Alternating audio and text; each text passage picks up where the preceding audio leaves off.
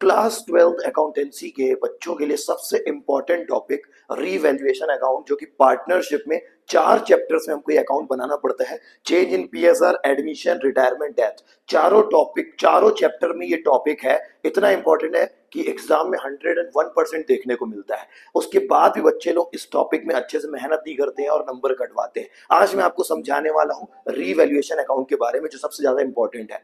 Revaluation जो word है उसको मैं दो पार्ट में बांट रहा हूँ। रीवैल्यूएशन, फिर से वैल्यूएशन करना। एडमिशन हो, नया पार्टनर ज्वाइन करेगा, या रिटायरमेंट या डेथ, एग्जिस्टिंग पार्टनर छोड़ के जाए फॉर्म को, या चेंज इन पीएसआर, जब रेशियो पार्टनर्स लोग चेंज करने का सोचते हैं।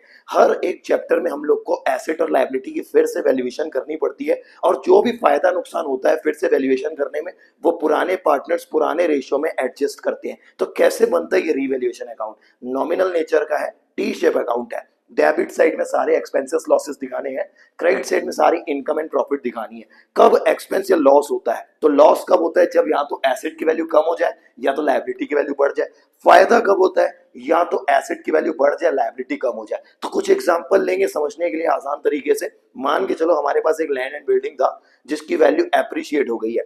10 लाख रुपए का लैंड एंड बिल्डिंग था, 10% से एप्रिशिएट हो गया। 10 लाख का 10% होता है 1 लाख रुपए। वैल्यू बढ़ गई, कहाँ आएगा? क्रेडिट साइड में, बाय लैंड एंड बिल्डिंग। मान लीजिए क्रेडिटर्स थे, लायबिलिटी थी, 20,000 रुपए देना था क्रेडिटर्स को, अब नहीं देना है, क्रेडिटर कम हो गया, फायदा हो गया, कहाँ आएगा? क्रेडिट साइड, लायबिलिटी कम हो रही है। तो जब भी फायदा होगा क्रेडिट साइड। मान लो बिल्स पेबल था, 50,000 रुपए देना था, अब 60,000 रुपए देना है, 10,000 ज्यादा देना है, नुकसान हो रहा है, डेबिट और एक्सपेंस एंड लॉसेस।